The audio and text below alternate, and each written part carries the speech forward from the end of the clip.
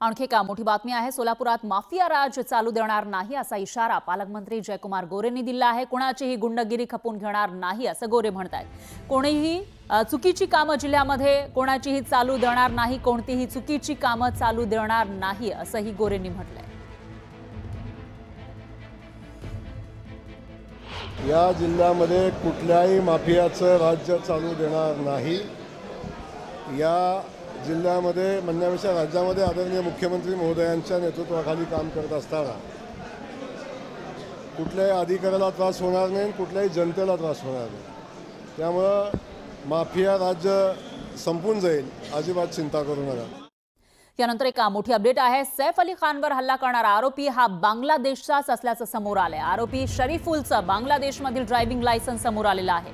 मुंबईमध्ये तो माहिती लपवून बनावट कागदपत्रांच्या आधारे वास्तव्य करत होता। दरम्यान आरोपीला भारतामध्ये आणि महाराष्ट्रामध्ये मुंबईत थांबण्यासाठी आणि कामासाठी जी काही कागदपत्र लागतात ती काढण्यासाठी कोणी मदत केली, या सर्व गोष्टींची चौकशी मुंबई पोलीस करतायत। तर काही दिवसांपूर्वी सैफ अली खानवर हल्ला झालेला होता आणि हा हल्ला करणारा आरोपी शरीफुल हा मूळचा बांगलादेशचा आहे, मात्र तो मुंबईमध्ये राहत होता, महाराष्ट्राच्या मुंबईमध्ये, आणि या ठिकाणी त्याने बनावट कागदपत्र सुद्धा बनवली होती, काम सुद्धा तो करत होता अशी माहिती समोर आली आहे। त्यामुळे ही कागदपत्र तयार करण्यासाठी त्याला कोणी मदत केली याविषयीची चौकशी सुरू आहे।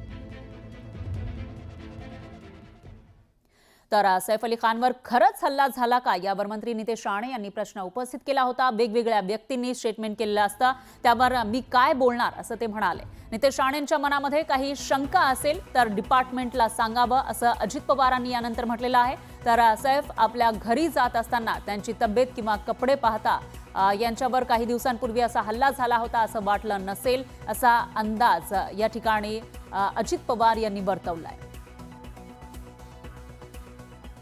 सैफ त्यांच्या घरी स्वतःच्या जात असताना त्यांची तब्येत किंवा त्यांचं एकंदरीत जे काही कपडे वगैरे होते ते बघितल्यानंतर बाबा यांच्यावर काही दिवसापूर्वी असा हल्ला झाला, त्यांची मुळातच तब्येत पण चांगली आहे आणि जे घडलंय ते घडलंयच ना। कारण नंतर त्यांनी आमच्या डिपार्टमेंटनी पहाटे त्याला तिथं घेऊन गेले होते। तू कुठल्या बाजूने वर गेला, कसा गेला, कुठला जिना वापरला, कुठल्या डकमधनं आतमध्ये शिरला, तिथं शिरत असताना ते घर कुणाचं आहे हे तुला काही माहिती होतं का? तर तो म्हणला मी अजिबात ह्या कुठल्याही गोष्टी मला माहिती नव्हत्या, मला एवढंच माहिती होतं ह्या सगळ्या भागामध्ये एक श्रीमंत वर्ग राहतो। त्यांनी जर काही त्यांच्या मनात असेल तर डिपार्टमेंटला सांगावं।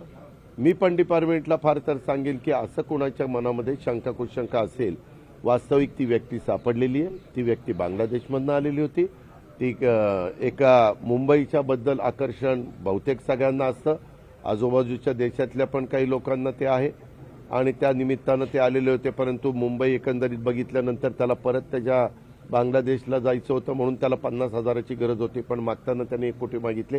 हे सगळं मीडियाच्या पुढं आमच्या पोलीस खात्याने सांगितलेलं आहे आणि जे काही आत्तापर्यंतची माहिती आहे त्यामध्ये अजून तरी तसा क्लू मिळालेला नाहीये। आणखी एक मोठी बातमी आहे। सोलापुरात माफिया राज चालू देणार नाही असा इशारा पालकमंत्री जयकुमार गोरेंनी दिला आहे। कोणाचीही गुंडगिरी खपून घेणार नाही असं गोरे म्हणतात। कोणीही चुकीची कामं जिल्ह्यामध्ये कोणाचीही चालू देणार नाही, कोणतीही चुकीची कामं चालू देणार नाही असंही गोरेंनी म्हटलंय। या जिल्ह्यामध्ये कुठल्याही माफियाचं राज्य चालू देणार नाही। या जिल्ह्यामध्ये म्हणण्यापेक्षा राज्यामध्ये आदरणीय मुख्यमंत्री महोदयांच्या नेतृत्वाखाली काम करत असताना